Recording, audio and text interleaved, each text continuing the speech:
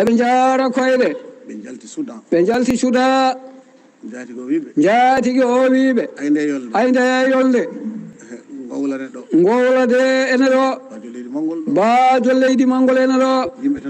yimɓe tan ngol wuuri ñaamde ko addi inde ceerno mawɗo o ko yiɗi haalande en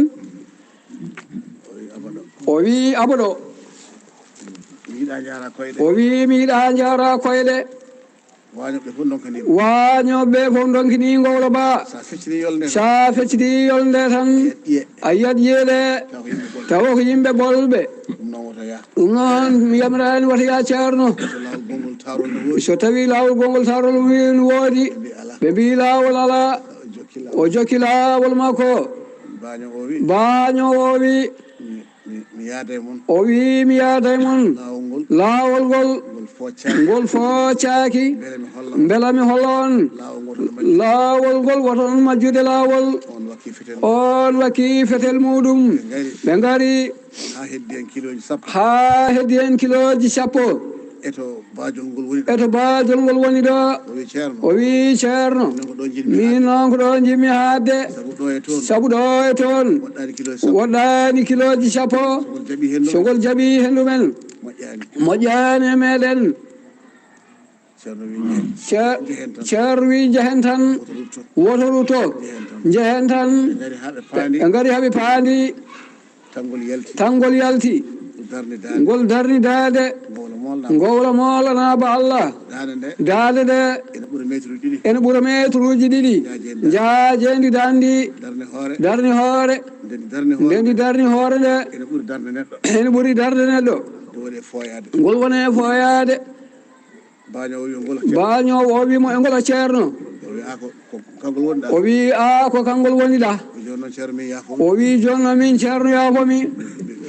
miɗa fellita dogde onon tawat wonko jogiti ɗon ceerno wi jooɗo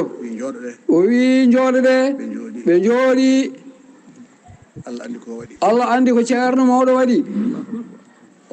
ongol ara kamɓe ɓe jooɗi doole maggol ne ponno ongol ara ha ngol yetti heddi tan ko ngol moɗa walla ngol soppa ngol lelni dande ceerno wi jehen ɓe mbi a o wi ngol mayi seydi ba yoro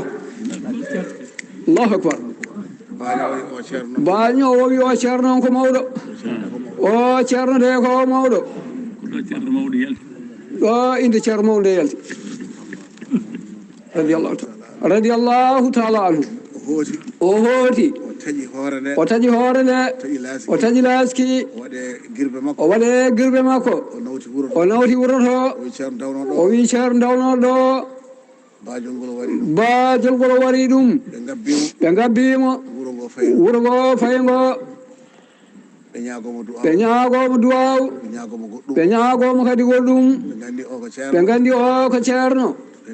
ɓe ndewe ceerno mawɗo ɓe jaade ceerno mawɗo ha Makka nelɗaɓe mabɓe ɓe mawɓe mabɓe ɓe ɓe kajjido e ceerno ko ɓen gandi ceerno mawɗo radiallahu taala anhu ko on de Allah rokki en kala ko haalete eɗen gandi wiyete ko ceerno mawɗo wi walla ko yalte ceerno mawɗo